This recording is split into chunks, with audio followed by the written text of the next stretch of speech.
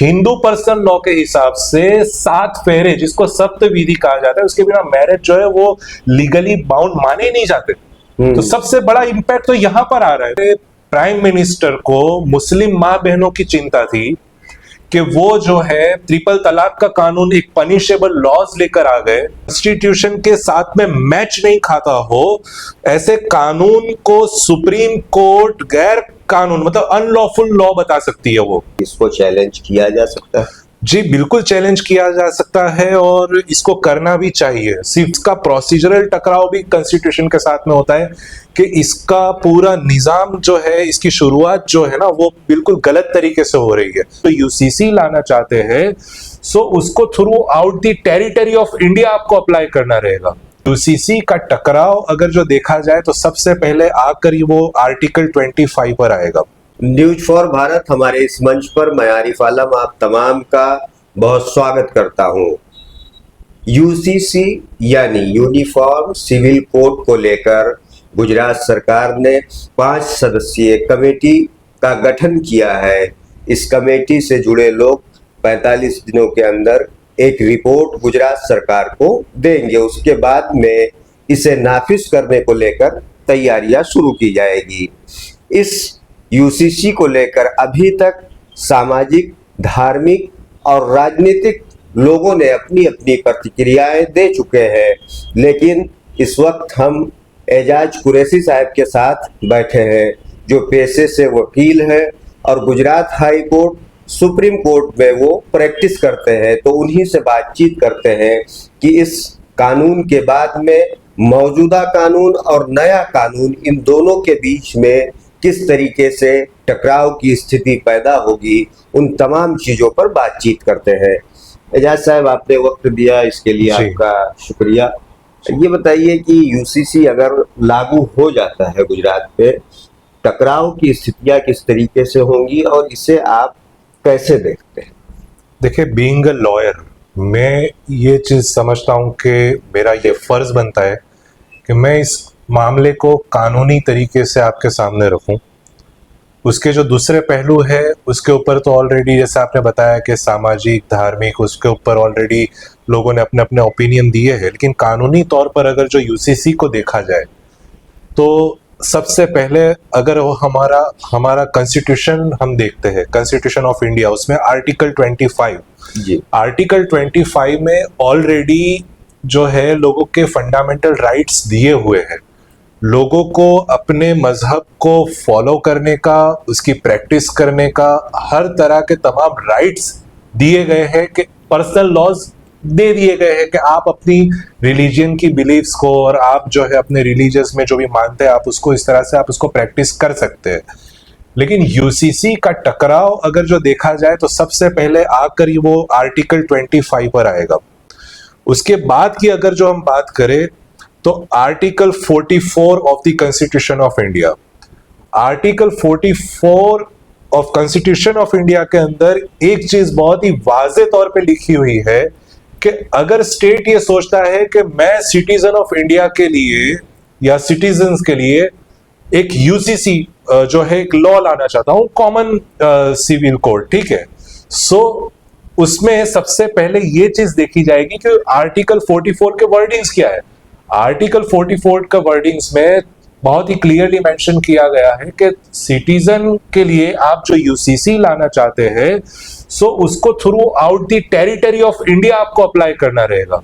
लेकिन यहाँ पर पूरी रिवर्स जो है इसकी तैयारियां की जा रही है।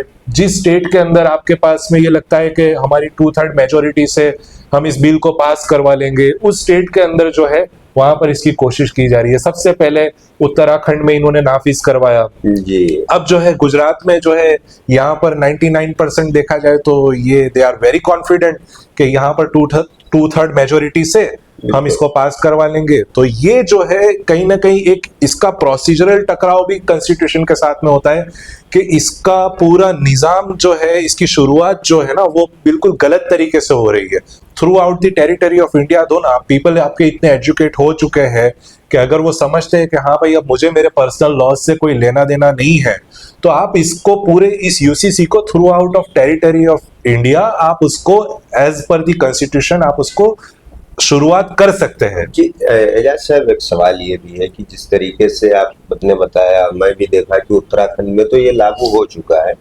गुजरात में तैयारी की जा रही है।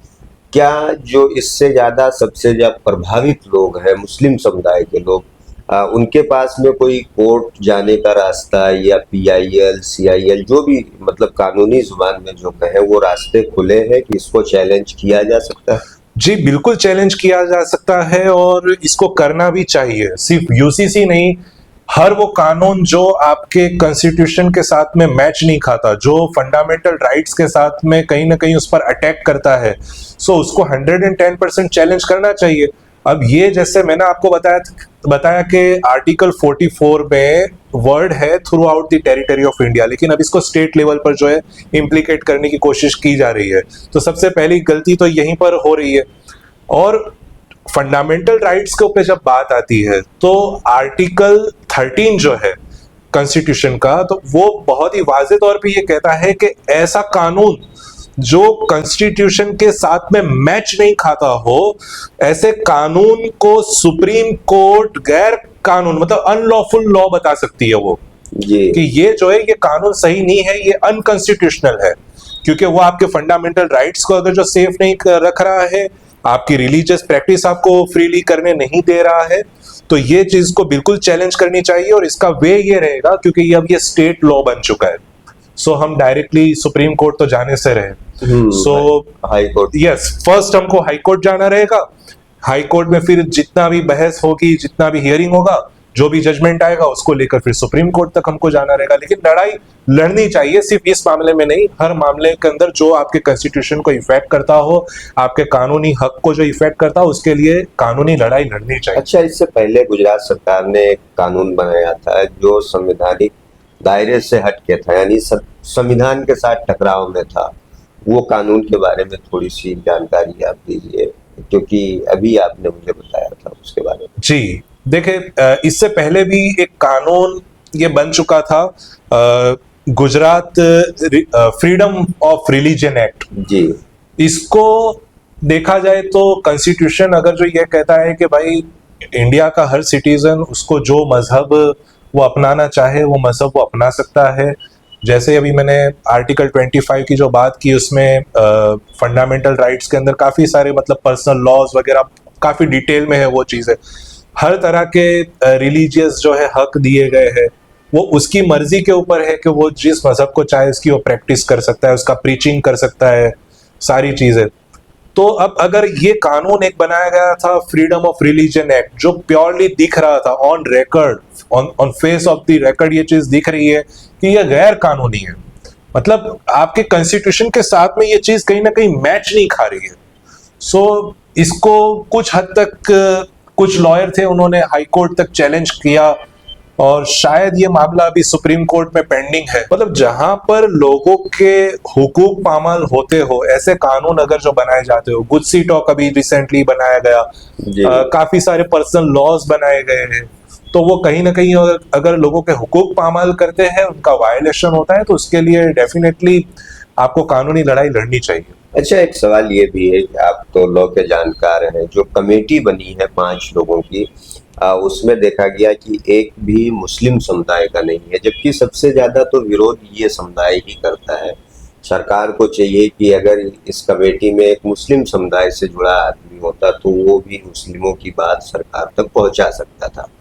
आपको भी ऐसा महसूस हो रहा है कि कमेटी में एक आदमी ऐसा होना चाहिए जो मुस्लिम और शरीयत दोनों का जानकार हो, ताकि वो चीज़ों को अच्छी तरीके से पेश कर सकता है?